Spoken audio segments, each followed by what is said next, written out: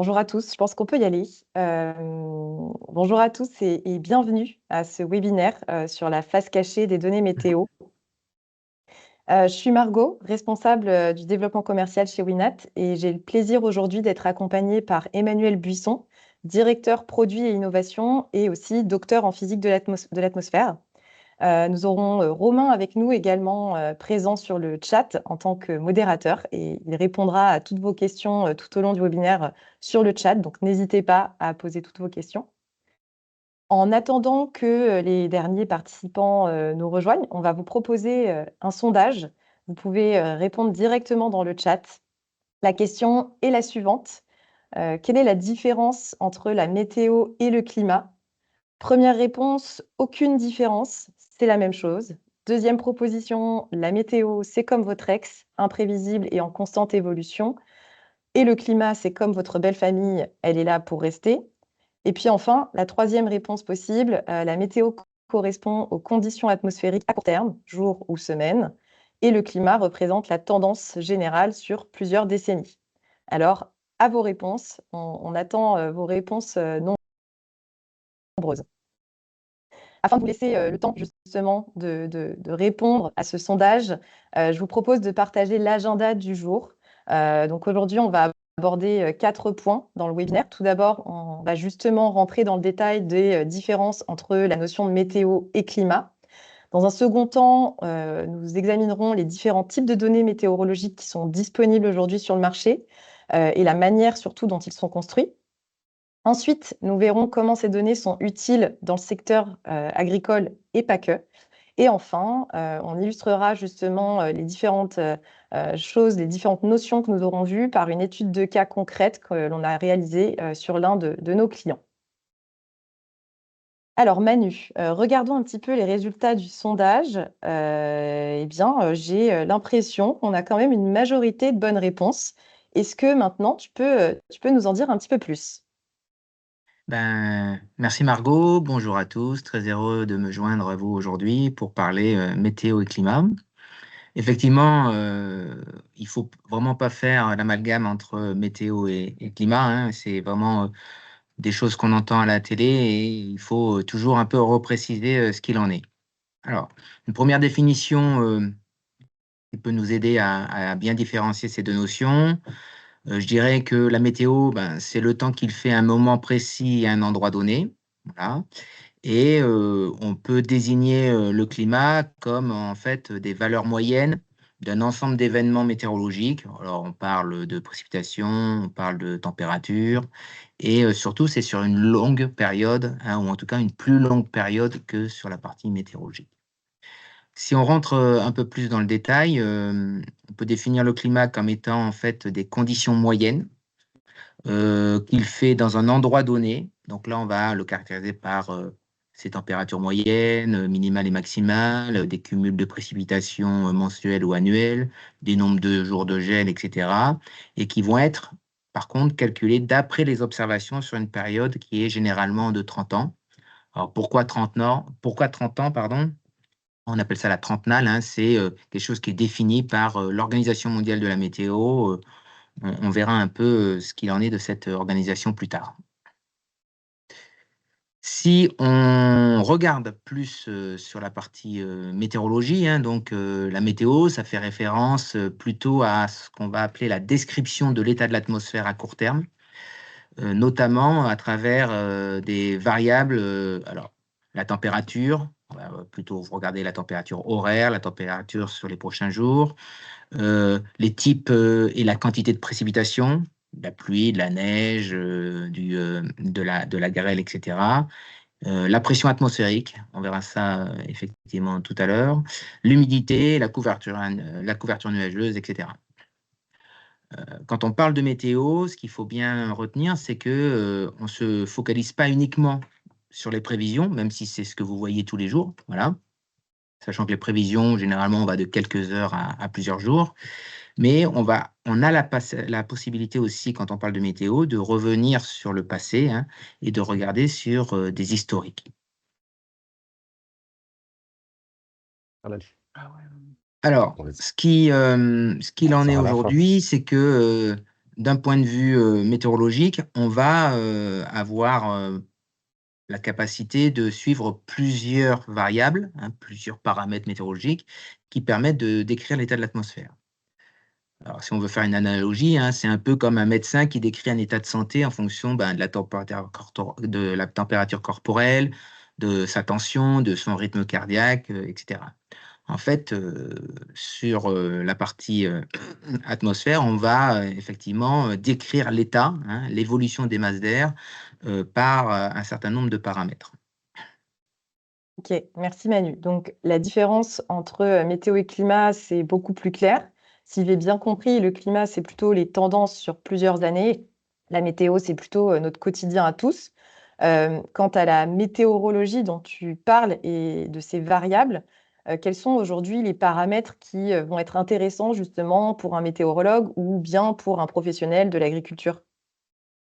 Alors, la variable la plus importante pour un météorologue, c'est une variable qui est très peu connue, ou en tout cas qui est pas forcément toujours suivie, c'est la pression atmosphérique.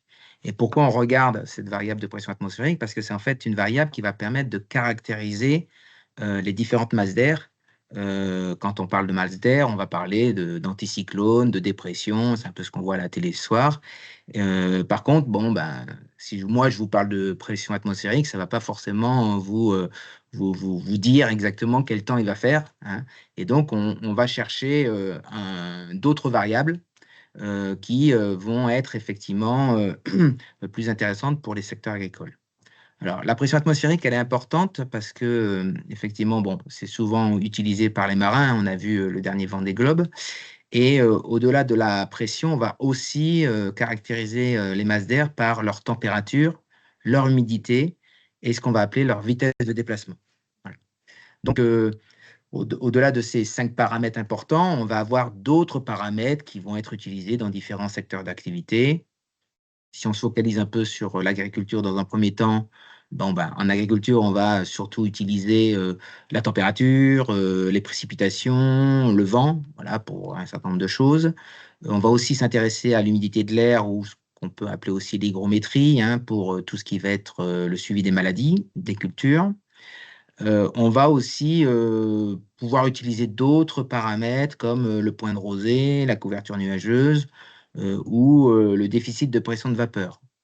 Alors, ce dernier paramètre, il est un peu, voilà, c'est un peu barbare, hein, mais en fait, c'est un paramètre qu'on suit de plus en plus ces dernières années parce que c'est un paramètre qui permet de bien suivre les phénomènes de canicule et d'air suffocant. Voilà. Et avec effectivement les dernières années, on voit bien que c'est un phénomène qui arrive de plus en plus. Si on se focalise un peu plus dans les secteurs de l'énergie, par exemple, bon, ben, on va regarder le rayonnement incident, hein, qui est un paramètre important pour le suivi de la production d'énergie. On va aussi utiliser ce paramètre de rayonnement en agriculture, hein, pour faire un calcul d'un indicateur assez important qu'on appelle l'évapotranspiration, qui correspond en fait à calculer la demande en eau des cultures. Merci pour ces explications, Manu.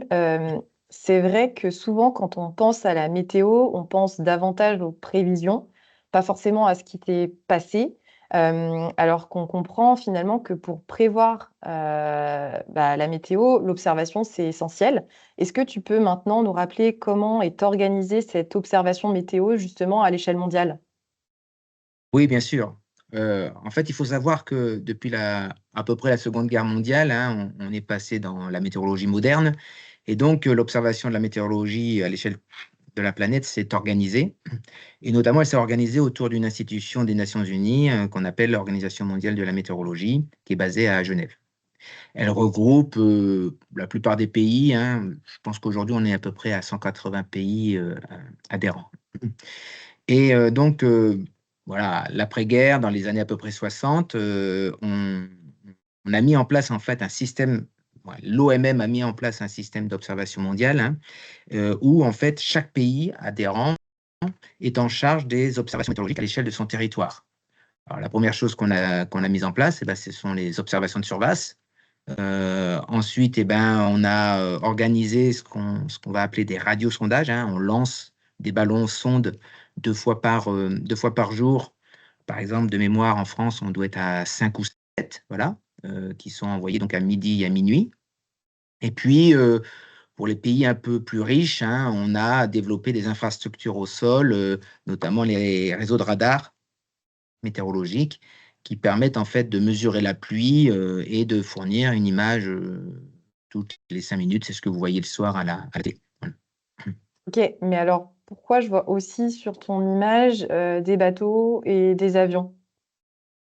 Alors, effectivement, à l'échelle mondiale, on a aussi organisé je dirais des observations dans les endroits où on a peu d'accès, hein, où effectivement, c'est pas forcément des pays qui sont adhérents non plus. Et historiquement, ben, le lien entre météo et aviation est assez fort. Et donc, il faut savoir que tous les avions commerciaux et la plupart des bateaux marchands sont équipés de capteurs météo. Et ces capteurs, en fait, ces informations au quotidien, voire même pratiquement instantanées, hein, remontent dans le système de l'Organisation mondiale de la météo en continu. Voilà.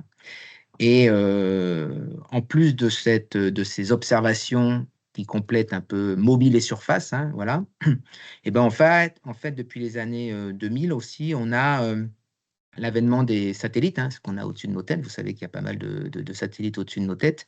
Et donc, ces satellites, ils permettent notamment d'observer l'atmosphère depuis l'espace, depuis le haut, et ça permet aussi d'avoir des informations sur des zones où on a peu accès en tant qu'humain. Donc, on parle des océans, des déserts, des forêts amazoniennes. Voilà. Hmm. Donc tu me parles de toutes ces données, mais du coup, elles sont disponibles en temps réel? Alors, oui et non. À l'échelle de la météorologie, la notion de temps réel est un peu particulière et elle dépend surtout de chaque station, chaque type de mesure. Par exemple, pour les observations de surface, on est souvent à fréquence horaire, même s'il y a, il y a, il y a des, il y a des sous-échantillonnages pour certains paramètres comme les rafales de vent ou les précipitations. Les données radar, ben, je l'ai dit tout à l'heure, on a la plupart du temps une donnée radar toutes les 5 minutes à disposition, en tout cas notamment sur la France et une grande partie des pays européens. Pour les avions et les bateaux, on est plutôt à très haute fréquence, hein, on est de l'ordre de la minute à peu près. Et puis sur les satellites, ça dépend un peu aussi en fonction de leur révolution. Alors, toutes ces données, hein, avec leurs différentes fréquences temporelles, elles sont compilées à l'échelle mondiale pour, au final, construire une image de l'ensemble de la planète, hein, du positionnement des masses d'air à l'échelle de la planète, toutes les 6 heures. Ok. Et donc, moi, si je veux accéder à ces données, est-ce qu'il faut que je paye quelque chose? Alors, avant 2024, oui. Depuis, depuis le 1er janvier 2024, et notamment à l'échelle européenne, hein, ces données publiques sont accessibles en open data grâce à une directive européenne qui s'appelle Inspire, voilà, et qui a permis en fait de mettre en open data la donnée publique. Et donc, dans les données publiques, il y a effectivement les données de météo. Donc, c'est un avantage, hein, pour tous les secteurs d'activité, hein, qui permettent notamment en France, hein, on va se regarder un peu le nombril. En France, ben, on a accès à des données de Météo France qui sont assez multiples, hein. On a des données localisées, précises et fiables, hein, avec les capteurs du réseau de surface. C'est un réseau qui est quand même très bien entretenu, hein, de par les règles et les conditions demandées par l'Organisation mondiale de la météo, hein. Et donc, on est aussi suivant des standards internationaux qui permettent d'avoir les mêmes données en France et partout dans le monde. Voilà. Par contre, on a un certain nombre d'inconvénients. Par exemple, en France, eh ben, on va avoir l'information d'observation de surface que dans le réseau des points de mesure, hein. Donc, le réseau qu'on appelle Radome de Météo France, c'est à peu près 2000 stations qui sont aujourd'hui accessibles, je dirais, via l'open data. On a aussi une qualité de la donnée qui n'est pas forcément homogène. Je donne souvent l'exemple de la donnée radar, hein. On a à peu près une trentaine de radars qui sont installés, qui couvrent le territoire français. Et donc, la qualité de la donnée radar, c'est-à-dire l'image que vous voyez le soir à la télé, vous avez l'impression que c'est la même à l'échelle de toute la France. En fait, sa qualité est très hétérogène parce que plus vous vous éloignez du radar, plus en fait la qualité est médiocre. Et donc, derrière ces belles images d'animation de pluie, en fait, on a aussi derrière un critère de qualité qui est très hétérogène à l'échelle du territoire français. Et donc, tu nous parles de cette notion de couverture du territoire. Pour autant, on peut avoir de l'information sur n'importe quel endroit, même si on habite loin d'une station météo. Moi, par exemple, quand je regarde la météo sur mon téléphone, je regarde dans n'importe quelle commune de France, ça fonctionne. Donc, comment c'est possible, ça? Alors, effectivement, hein, pour compléter un peu ce dispositif d'observation, en fait, les scientifiques ont développé dans les années à peu près 80 des modèles mathématiques pour décrire l'évolution de ces masses d'air et des différentes variables météorologiques. Alors, ça a été le début un peu de ce qu'on appelle les modèles météo, hein. On en a effectivement plusieurs sortes qui dépendent des différents pays et en fonction un peu des développements qui ont pu être faits. Alors, qu'est-ce que c'est qu'un modèle météo? C'est un outil déjà. Et en fait, on va positionner des petits cubes les uns à côté des autres pour pouvoir couvrir en fait l'ensemble de la planète. Et puis les uns au-dessus des autres pour pouvoir en fait représenter les à peu près 100 kilomètres au-dessus de nos têtes qu'on appelle l'atmosphère terrestre. Chaque cube, en fait, chaque modèle météo va être caractérisé par ce qu'on appelle la résolution spatiale horizontale de son petit cube. Et généralement, on exprime ça en kilomètres, bon, en tout cas en degrés, et puis on le convertit en kilomètres pour le commun des mortels. Et donc, on va avoir, chaque modèle météorologique va être défini par sa propre résolution horizontale. Là, Manu, je veux bien que tu m'expliques cette histoire de résolution. Alors, vous avez à l'écran un graphe, hein, où à droite, vous avez ce que je vais appeler la vraie vie, et puis à gauche, ce que voit le modèle avec effectivement ces petits cubes positionnés les uns à côté des autres, qui forment une sorte d'escalier en fonction un peu de la topographie notamment, hein, parce qu'on va moyenner la topographie à l'échelle de la résolution du cube. Alors, si je prends le Mont Blanc, et vous voyez juste sur votre gauche, non, sur votre droite, pardon, le Mont Blanc, aujourd'hui, on sait qu'il est à peu près à 4800 mètres d'altitude, en réalité. Si je, la taille de mon cube fait à peu près 20 km par 20 km. En fait, je vais moyenner sur un cube de 20 km par 20 km mes Alpes. Et donc, mon pixel qui a le Mont Blanc, ce pixel-là n'aura une topographie, en tout cas une altitude de la topographie qui sera que autour de 2400 mètres d'altitude à peu près. Si je réduis la taille de ma résolution horizontale, donc de la taille de mon cube, par exemple à 2 km par 2 km, et bien là, le petit pixel qui va couvrir le Mont Blanc, il va moyenner la topographie sur 4 km², et donc on va être autour de 4000 mètres d'altitude pour représenter le Mont Blanc. Donc vous comprenez bien que, en fait, la résolution de chaque modèle va conditionner la manière qu'a ce modèle de bien voir la météorologie, notamment dû à ces effets de topographie, mais c'est pareil sur la présence de la mer, de forêts, etc., etc. Donc, le cube va définir vraiment la capacité de chaque modèle à bien représenter la surface et l'évolution des masses d'air. Donc, si je comprends bien, plus la résolution est fine et proche du kilomètre, plus le modèle va simuler les effets locaux, les microclimats aussi.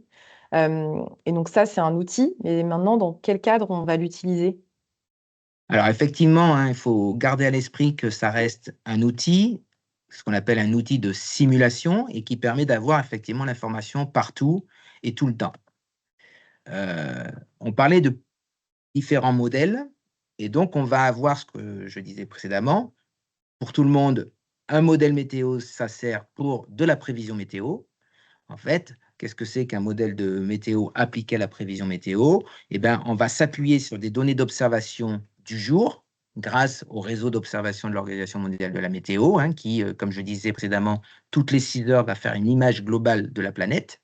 Et le modèle va calculer, va prédire l'évolution de ces masses d'air à ce qu'on appelle à court terme, hein. Donc on va être autour de quelques jours à une dizaine de jours sur l'ensemble du territoire et sur l'ensemble de la planète. Ça, c'est, je dirais, l'utilisation que tout le monde connaît du modèle météo. Mais il faut savoir qu'on peut utiliser ces modèles météo dans le passé. C'est ce qu'on va appeler plutôt des modèles ou des réanalyses. On appelle ça climatique, même si entre météo et climat, vous comprendrez bien qu'on a toujours ce problème de différenciation. Et donc, comment fonctionne un modèle de réanalyse? En fait, eh ben, on cherche à restituer les données par le passé sur tout le territoire et en tout temps. Et donc, ces modèles, ils vont aller s'appuyer sur les observations passées en historique. On peut remonter jusqu'à effectivement plus de 50 ans, voire un peu plus, par différents types par des techniques de modélisation. Et donc, ces réanalyses, elles vont être effectivement dans des résolutions qui sont plutôt de l'ordre de 10 km par 10 km, hein, la taille de mon petit cube, parce qu'effectivement, ben, j'ai accès à énormément d'observations et c'est assez coûteux en termes de temps de calcul. Alors, le plus connu aujourd'hui à l'échelle mondiale et utilisé par la plupart des gens qui font de la réanalyse, c'est effectivement ce qu'on appelle le modèle ERA5, qui effectivement couvre la planète entière et il a un fils, on va appeler un petit frère qui s'appelle ERA5 Land. Alors, ERA5 est plutôt dans des résolutions qui sont de l'ordre de 20 à 25 km. Et ERA5 Land va être dans des résolutions qui sont de l'ordre de 10 km. Alors, on a un troisième type de données hein, qui effectivement sont importantes, hein. Donc, on a nos données d'observation météorologique, on a ce qu'on va appeler nos données de grille qui sont effectivement issues des modèles de météo. Et puis, on a des données qui vont plutôt représenter les extrêmes parce que on comprendrait bien que quand on a un extrême, c'est pas forcément. Il faudrait avoir une certaine probabilité pour que ça soit capturé par une station météo, hein. Je vous rappelle qu'on n'a que 2000 stations météo sur le territoire français, par exemple. Donc, une petite tornade, un orage un peu ou la grêle. Forcément, ça ne tombe pas forcément sur une des 2000 stations. Et puis, donc, on n'a pas forcément dans les modèles la capacité de bien voir ces phénomènes extrêmes et souvent très localisés. Donc, on a des bases de données spécifiques qui permettent de renseigner hein, sur plusieurs années, même sur les dernières décennies, ces données de phénomènes un peu particuliers et qui sont pas forcément identifiés dans les deux premières catégories de données qu'on a accès. Et donc, si par exemple, moi je cherche de la donnée météo, qu'est-ce qui va être disponible pour moi? Bon, on va rester en France, hein, parce que bon, la plupart de nos interlocuteurs aujourd'hui sont sur le territoire français. Bon, je reprends mon réseau Radome. Mon réseau Radome, ça regroupe l'ensemble des stations de surface, 2000 à peu près à l'échelle de la France, et je vais avoir une couverture relativement hétérogène à l'échelle du territoire, hein. Donc, ce n'est pas une station tous les 2 km ou 10 km.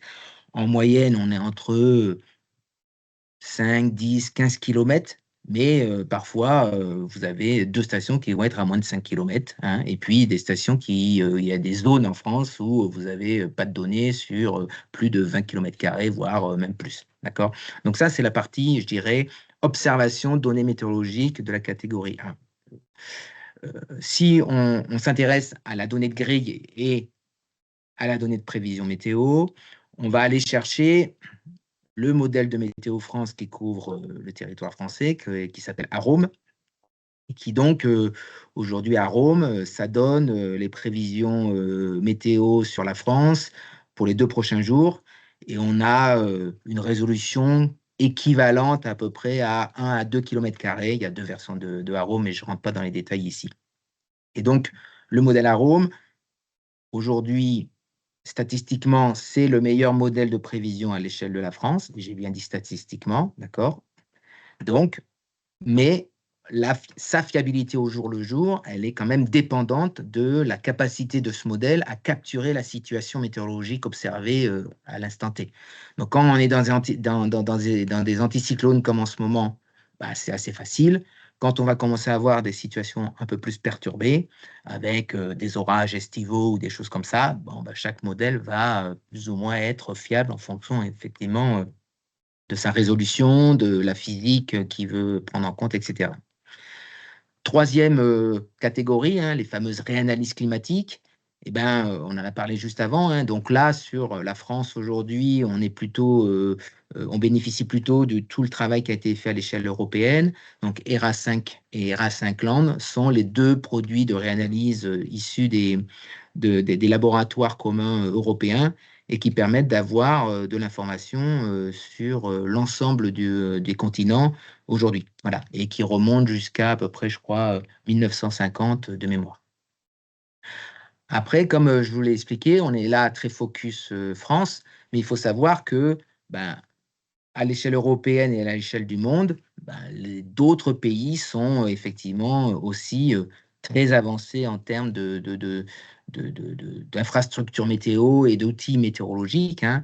On peut citer ben, historiquement les Américains avec la NOAA et leur modèle GFS, les Allemands, l'agence allemande s'appelle la DWD avec un modèle de prévision qui s'appelle ICON. Donc on voit que on a des pays riches, des pays un peu moins riches à l'OMM, mais tout ça contribue à avoir une meilleure information, en tout cas à partager l'information pour essayer d'avoir la meilleure information et le meilleur suivi de l'état de l'atmosphère au quotidien.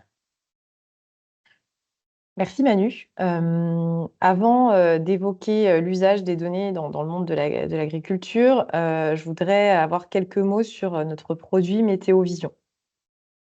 L'objectif de Météovision, c'est vraiment d'apporter de l'information météorologique qui soit fiable et à l'échelle du kilomètre carré. Je pense que grâce à Manu, on a bien en tête l'importance justement de cette échelle, et ce sur l'ensemble du territoire, avec aussi une profondeur d'historique qui est importante. Comment est-ce que ça fonctionne plus concrètement? Météovision va s'appuyer sur des données qui viennent aussi bien de stations au sol, donc on l'a mentionné, le fameux réseau Radome avec 2000 stations. On va aussi s'appuyer sur des données satellites, sur des données radar et des données de modèles, donc le modèle Arome, le modèle allemand et d'autres. Donc je pense que là, on a bien compris, vu que Manu les a expliqués. Ensuite, nos algorithmes vont vraiment reconstruire les données à partir de ces différentes sources en faisant une descente d'échelle et une calibration pour mettre à disposition des paramètres comme la pluie, le vent, la température, l'humidité, le rayonnement. Et on va pouvoir reconstituer cette donnée à une échelle identique avec une profondeur d'historique qui peut remonter jusqu'à 2012. Cette technologie, elle présente plusieurs avantages. Premièrement, elle permet de fournir une donnée qui est fiable et qui couple des données d'observation et des données de modèle. Et puis ensuite, elle permet de couvrir l'ensemble du territoire avec des données qui sont homogènes. Donc, il n'y a pas de trou de données, il y a vraiment une constance dans l'information, dans le temps et dans l'espace. Maintenant, j'ai une question pour toi, Manu. Toi qui as été à l'origine du produit Météovision, comment aujourd'hui, avec tes équipes, vous évaluez la qualité de la donnée que vous livrez? Alors effectivement, hein, donc Météovision, ça fait un certain temps, c'est un produit on a commencé à développer dès 2018, hein, donc on commence à avoir beaucoup de recul. Et ben, nous testons régulièrement la qualité hein, de la donnée qui sort. Et nous faisons ça notamment grâce au réseau d'observation de Météo France. Alors, comment on fait? Alors, vous comprenez bien que si on intègre une donnée dans notre algorithme et qu'on compare avec cette donnée, obligatoirement, on sera plutôt très bon. Mais bon, on va essayer d'être un peu objectif, hein. Et donc, ce qu'on a fait, c'est que, vous le voyez sur cette carte, on a extrait 77 stations du réseau des 2000 stations de Météo France de façon aléatoire. Et pour ceux qui ont l'œil un peu, on ne les a pas choisis de façon simple, hein. On a la Haute-Loire, on a le Jura, on a effectivement un certain nombre de stations qui sont quand même positionnées dans des endroits particulièrement complexes d'un point de vue météorologique. Et donc, nous, on travaille régulièrement sur des statistiques, hein, qui permettent de confronter la donnée de météovision au kilomètre carré, heure par heure, avec une donnée d'observation de surface issue d'une de ces 77 stations fantômes. Donc, ça veut dire que pour faire ces évaluations-là, on va avoir un certain nombre de critères, hein, statistiques. On va vous en donner deux, hein. On travaille souvent sur le biais et puis sur l'erreur absolue moyenne. Bon, là, on a fait le choix de vous afficher les valeurs des erreurs absolues moyennes, hein, qui représentent en fait la moyenne de l'erreur, qu'elle soit positive ou négative, entre les différents produits qu'on a mis. Donc là, on vous a mis Météovision, on vous a mis le modèle arôme sur les 6 premières heures, et puis on a comparé avec la réanalyse ERA5Land. Juste pour rappel, Météovision au kilomètre carré, heure par heure, arôme autour d'1 à 2 km avec un modèle de prévision, et ERA5 une réanalyse à peu près à 10 km de résolution. Et donc, si on regarde un peu dans le détail, hein, on s'aperçoit que Météovision, sur les températures, on arrive à avoir à peu près 0,8 degrés d'erreur absolue moyenne, et comparé avec à peu près entre 1,2 et 1,5 avec Arôme et ERA5Land. Et puis sur le critère de précipitation, qui est aussi un critère assez important et beaucoup suivi par l'ensemble de nos clients. Sur Météovision, au kilomètre carré, on va être à peu près à une erreur de 1,3 mm, quel que soit le temps, hein, donc c'est pluie, pas pluie, hein, c'est des statistiques, voilà. Arôme, on va être au-dessus de 2 mm, et on voit que effectivement les réanalyses, c'est la grande faiblesse des réanalyses, c'est qu'on dépasse les 3 mm d'erreur sur effectivement ERA5Land. Ok. Donc, en final, moins d'1 degré d'écart sur les températures, 2 millimètres pour les précipitations. Tu as l'air de dire que c'est malgré tout important. Ça représente quoi concrètement? Alors, je prends souvent cet exemple, surtout en agriculture, où on aime bien faire des cumuls, des cumuls de température pour avoir effectivement l'évolution des cultures, des cumuls de pluviométrie pour savoir un peu ce qui est tombé dans chaque pluviomètre, etc. Donc, imaginez que par exemple, si vous avez une erreur moyenne sur la température de 0,5 degrés, si vous cumulez cette erreur sur un mois, potentiellement, vous allez avoir 15 degrés, hein, 30 fois 0,5. Donc, à la fin, ça peut être une différence de stade, hein, notamment de la date de débourrement, la date de floraison, des choses qui sont importantes quand on va utiliser effectivement des sommes thermiques. Et puis, si on prend l'exemple de la pluie, on pourrait imaginer un exemple de l'ordre de, voilà, on a un cumul mensuel de l'ordre de 50 mm sur un mois. On va avoir 3-4 épisodes orageux.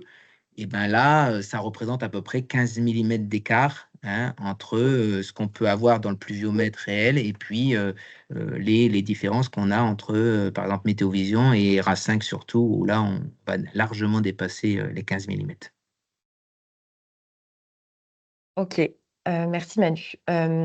C'est, je pense, certainement aussi pour cette qualité de données spatialisées qu'aujourd'hui Météovision est choisie comme donnée de référence dans de nombreux secteurs. Historiquement, c'est vrai qu'on travaille beaucoup avec le monde de l'agriculture, on en a pas mal parlé.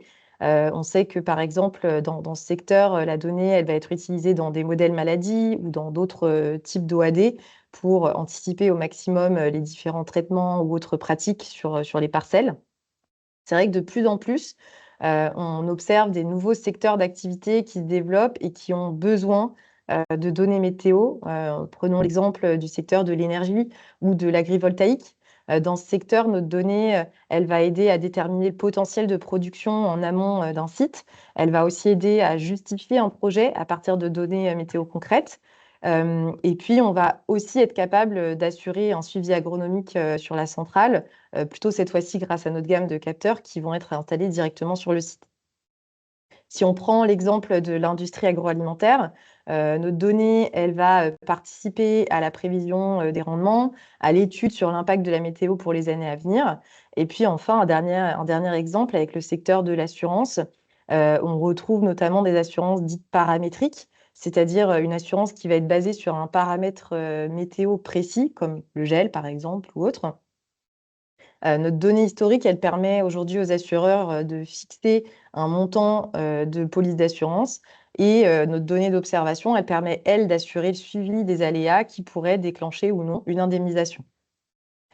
Et donc justement, si on prend un exemple d'un de nos clients avec un cas concret dans le secteur de l'assurance, en fait, on avait un client qui avait souscrit à une assurance paramétrique, notamment sur l'absence de précipitations pendant la période estivale. Les données qui servaient à la base de l'analyse du dossier de notre client et qui permettaient le déclenchement ou non de l'indemnisation étaient des sources de plusieurs bases de données climatiques. Et je le rappelle, certaines ont tendance à effacer, isoler les extrêmes et à moyenner un petit peu les données dans le temps. Donc, on a été sollicité pour présenter et expliquer les différences qui existent entre les différentes données et sources. Et donc, on a comparé les différents modèles utilisés par la compagnie d'assurance et on les a confrontés à notre donnée Météo Vision. Donc, vous voyez ici à l'écran 3 modèles différents. ERA-Syncland, qui, je le rappelle, est à une échelle d'environ 10 km². Le modèle SHIRPS, qui, lui, a 5 km². Et enfin, Météo Vision, qui est donc au kilomètre carré. Les couleurs que vous voyez à l'écran représentent les précipitations sur la période. Ce qu'on remarque, c'est qu'il y a nettement un problème de résolution et donc de qualité de données. On va avoir les 2 premiers modèles qui affichent de la pluie majoritairement au-delà de 55 mm, ce qui était donc au-dessus du seuil de déclenchement, là où le modèle de Météo Vision affiche, lui, entre 0 et 20 mm de précipitation. Et donc, au final, sur cette année 2022, qui a été une année très sèche, notre client a pu contester les faits et les données aussi de son assureur et a demandé des dédommagements. Donc, grâce à notre donnée, le client a pu couvrir les différents dommages qui ont été causés par la sécheresse de 2022. Cette présentation touche bientôt à sa fin. Je pense que vous l'aurez bien compris, il existe donc plusieurs sources de données météo avec des niveaux de précision plus ou moins forts. On vous remercie pour votre écoute et on peut maintenant prendre quelques questions si vous en avez.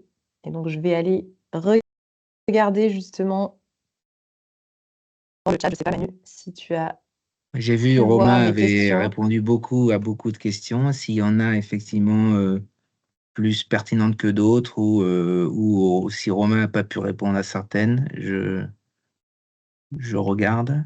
Et si Vous vous en avez pouvez, d'autres, c'est le voilà, moment aussi. n'hésitez pas aussi, effectivement.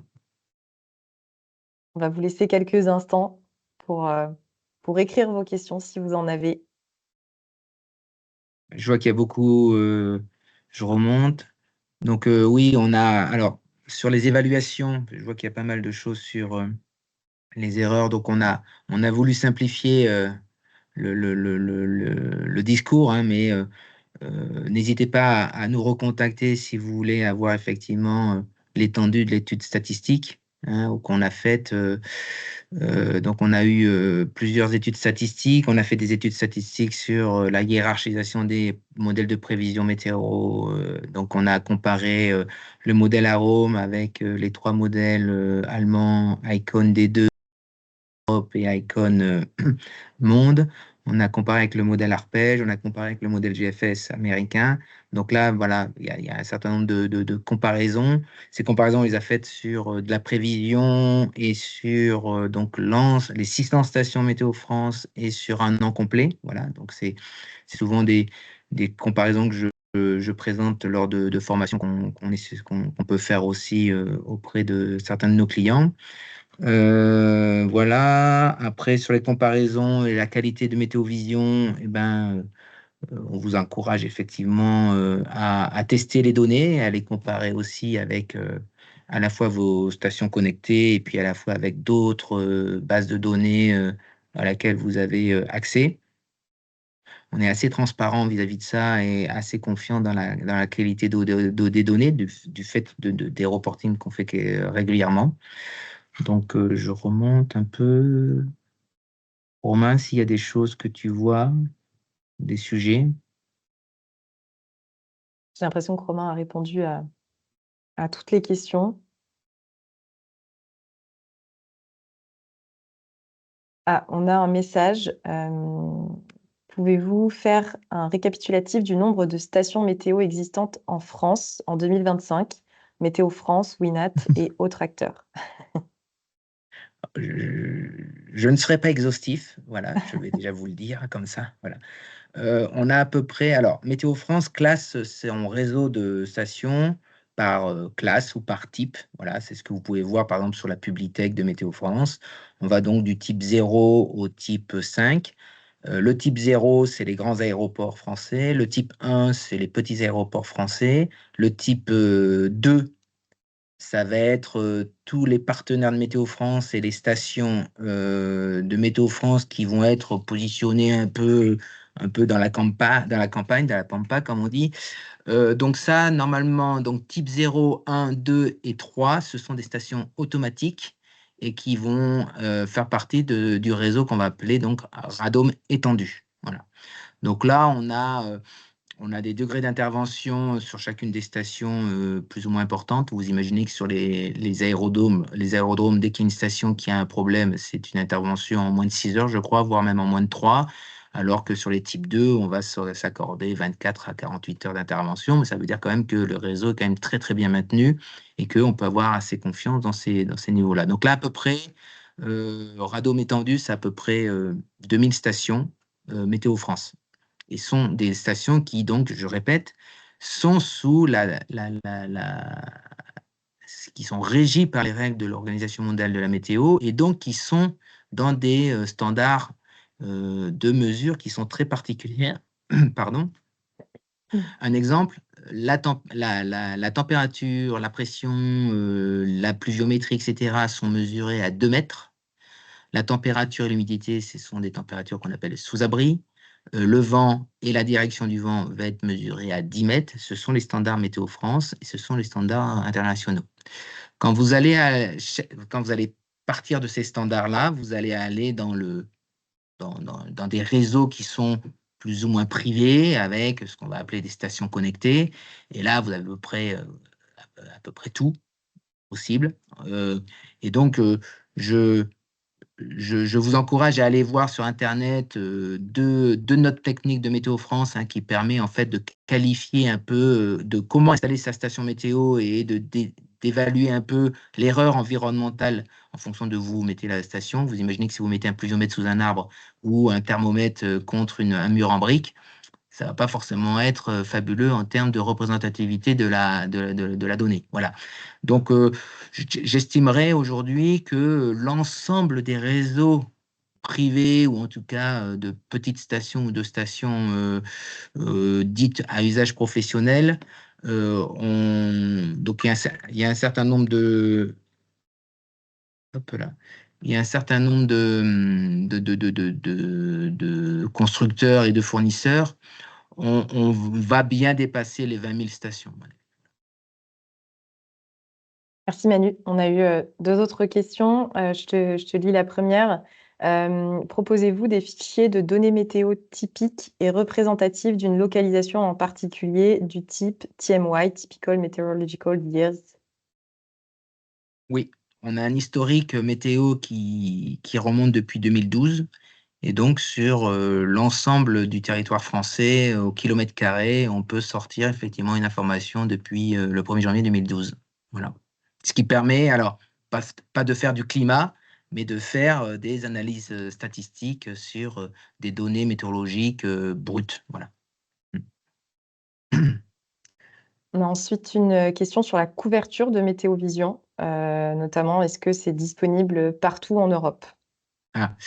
Alors, donc aujourd'hui, Météovision est disponible historiquement sur France, depuis 2022 sur l'Allemagne, le Benelux et l'Italie, et probablement en 2026 à l'échelle de l'Europe, qui couvrira donc depuis le Portugal jusqu'à la Pologne, voilà, en diagonale. Donc, on est en train de travailler cette année sur l'extension de Météovision au kilomètre carré, heure par heure, à l'échelle de l'Europe, on va dire la grande Europe de l'Ouest. Voilà. On a ensuite une question sur les prévisions. Oui. Pourquoi ne pas afficher des données de prévision Météovision directement dans l'application Winat, mais seulement des prévisions issues des modèles météo? Je pense que tu peux peut-être réexpliquer du coup ce Alors, qu'on voilà, fait côté prévision. donc Météovision est un produit qu'on va appeler d'observation passée, d'accord? Voilà, donc ne pas confondre Météovision, qui est une observation passée avec un historique depuis 2012, et les modèles de prévision. Alors, nous, chez Winat, on a fait un choix.